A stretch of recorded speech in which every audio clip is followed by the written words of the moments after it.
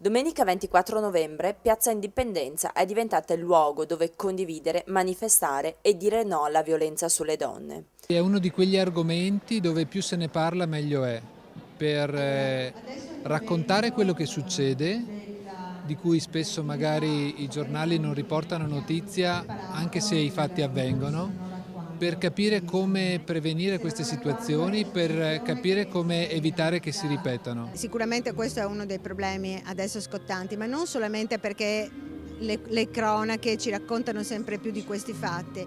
Il problema è che molte volte la violenza delle donne non è solamente quando una donna viene ferita o viene ammazzata, ma è una violenza che parte anche molto prima. Assolutamente, sono state associazioni che hanno portato il contributo attraverso testimonianze, fonti e dati relativi alla violenza, ma anche associazioni artistiche che hanno portato contributi con installazioni come Elevator Art, addirittura anche riuscendo in poco tempo ad allestire addirittura anche una mostra espositiva come Frequenza Art presso il centro culturale, quindi c'è stato un bello scambio e tutta la città che si è mobilitata per questo tema e lo scopo di lavorare in rete, di rendere viva la città attraverso le risorse nostre, formando una cittadinanza, anche un'umanità consapevole anche su questi temi, è un obiettivo sui quali un po' come tutti gli assessorati lavorano insieme. La città contro la violenza, perché sempre più le donne riescono a capire che si deve riconoscere e poi denunciare chi fa violenza. Tante le associazioni che hanno partecipato, a partire da Se non ora quando, che ha voluto ricordare le oltre 100 vittime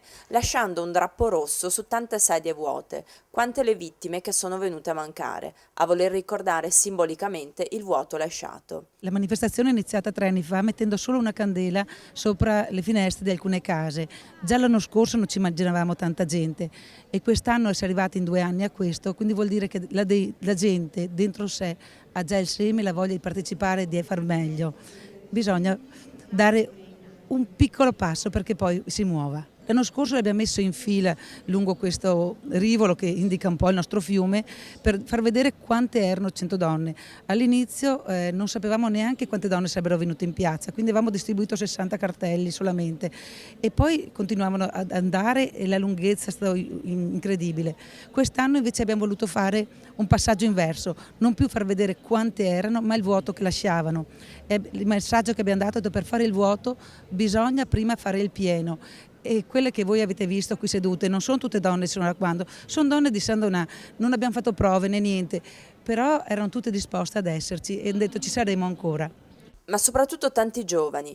Toccante la lettura poi del tema di una ragazzina, perché fin da giovani parte la lotta alla violenza. Parlava appunto del femminicidio, un argomento che abbiamo svolto quest'estate, e la ragazza l'ha riportato con i suoi ideali e quello che pensava lei riguardo il femminicidio. Una cosa giusta perché i ragazzi devono imparare da subito e questa cosa del femminicidio, questo comportamento che ha, diciamo, l'essere umano l'uomo verso la donna che non è adeguato. Tanti partecipanti, uomini, donne indistintamente, giovani e bambini, perché è una giornata che non deve avere un solo colore e neppure un'età. Siamo delle persone fiduciose forse che le persone possano cambiare, invece in questo momento non è proprio così.